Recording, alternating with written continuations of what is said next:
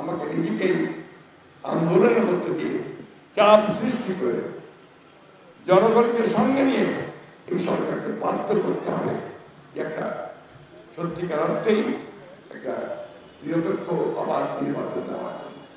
আমরা এই যুদ্ধ বয়সে জেলে যাচ্ছি। আমার 11 বার হয়ে গেল জেলে যাওয়া। 11 বার। মামলা কতগুলো জানেন? 111টা। কি মামলা? যে আমি ঢাকা পৌরসভার ময়লার ট্রাক পুরাই দিচ্ছি। যে অবস্থা, একটার পর মামলা, একটার পর মামলা। 60 লক্ষ লোক আসামি।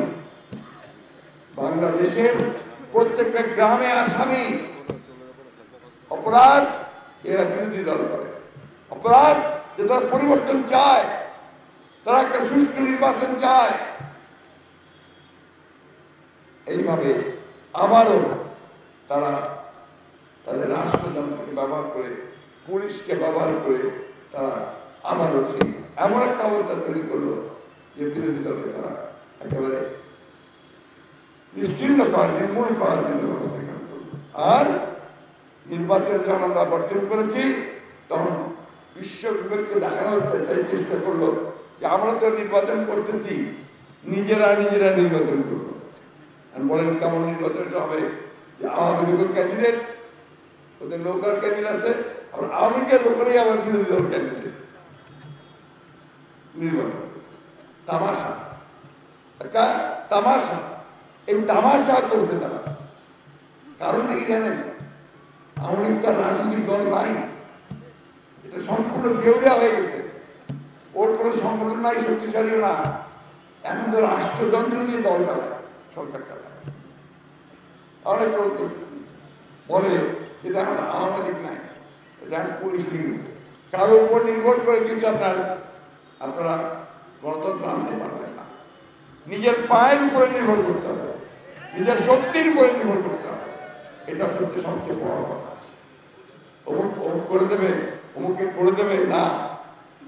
আমাকে নিজেকেই আন্দোলনের মধ্যে দিয়ে চাপ সৃষ্টি করে জনগণকে সঙ্গে নিয়ে এই সরকারকে বাধ্য করতে হবে একটা সত্যিকার অর্থেই একটা নিরপেক্ষ অবাধ নির্বাচন দেওয়া।